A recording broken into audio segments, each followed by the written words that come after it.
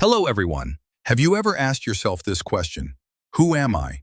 Or does that question seem too old, too meaningless? Philosophy is a world of questions where answers are not the end, but the beginning. Today, we'll take a 15-minute journey together. This journey may make you think, maybe even make you uncomfortable, but most importantly, it will wake you up. Are you ready? Socrates once said, "Know thyself." This is not just a quote. It's the first key that opens the door to philosophy. But do we truly know ourselves?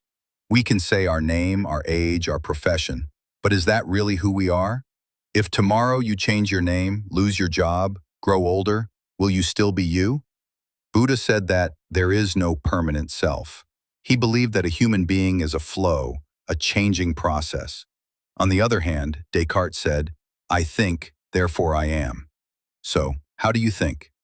In daily life, we make choices: what to wear, where to go, whom to love. But are these choices really ours?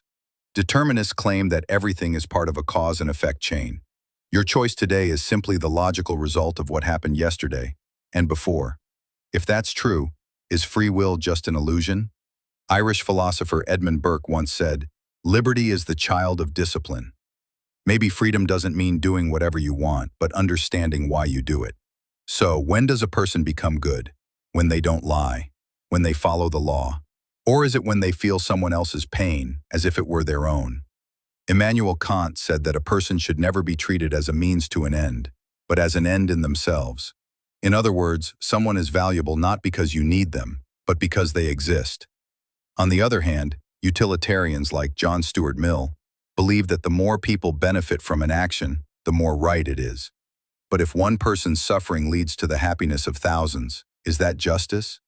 Maybe the most frequently asked question in philosophy is this: what is the meaning of life?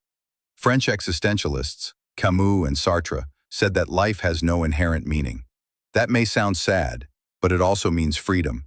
You create the meaning. Albert Camus wrote, "You carry a stone up a hill like Sisyphus, but if you choose that stone yourself, then you are free." The meaning of life lies in your choices, your actions, and the people you love. Philosophy doesn't teach you answers. It teaches you how to question. It invites you not to know more, but to think deeper. So ask, reflect, doubt, begin again. Because philosophy is not the art of having the answers, it is the art of loving the questions. And in the end, let me leave you with a question. If today were the last day of your life, would you be proud of what you've done?